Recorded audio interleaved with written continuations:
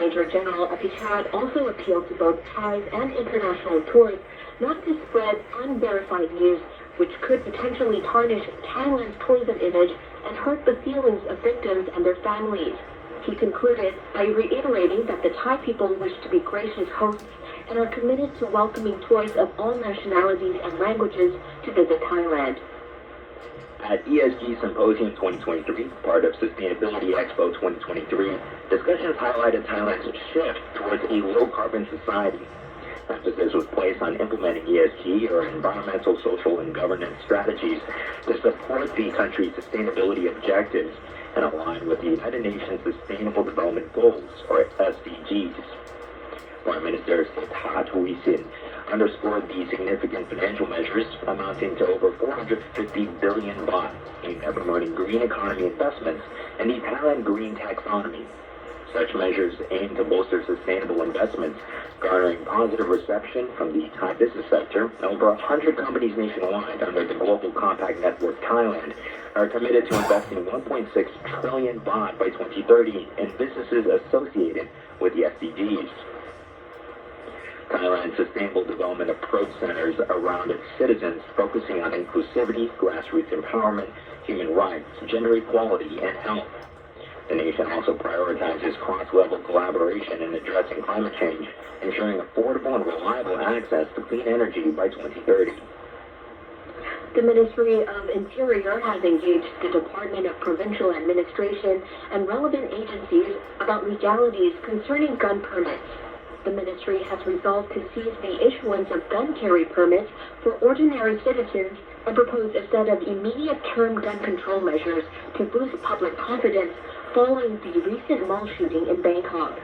Deputy Prime Minister and Interior Minister Anutin Chandrapur invited representatives from relevant agencies to a discussion on the control, possession, and carrying of firearms, ammunition, and imitation firearms. Permanent Secretary of Interior Sitipong Jundaran was also in attendance. Participants at the talks were briefed on short-term measures proposed by the Director General of the Department of Provincial Administration. The measures are as follows. Firearm registrars nationwide are to suspend any issuance of permits for the procurement, importation, or trade of all imitation firearms. No additional entities will be authorized to trade in imitation firearms. Those in possession of blank guns, air guns, or imitation firearms that could be modified into a firearm shall declare them to the firearms registrar responsible for the locality where the owner has his or her home registration. The Customs Department shall strictly inspect imports of imitation firearms, especially blank guns or BB guns that could be modified into firearms.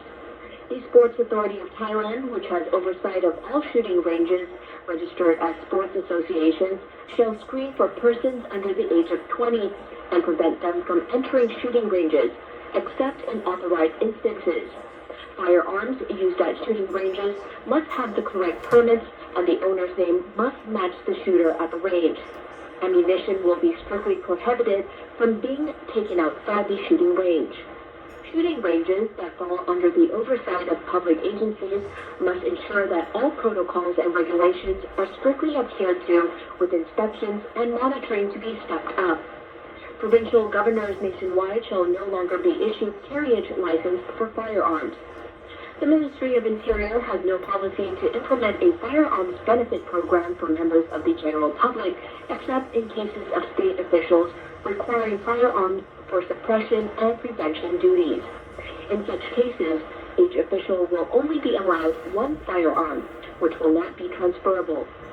Registrars must suspend the issuance of any firearms importation authorization documents as well as ammunition importation documents. Minister Anutin said he will not allow the opening of any new firearm shops in order to address public concerns and reduce people's overall access to such weapons. He is also asking for cooperation from the Royal Thai Police and the Ministry of Digital Economy and Society in closing down websites and online pages selling firearms and imitation firearms. The results of these efforts are to be reported to the Ministry of Interior within 15 days. That wraps up the national headlines. Coming up next, United United States makes plans for a face-to-face meeting between U.S. President Joe Biden and Chinese President Xi Jinping in San Francisco.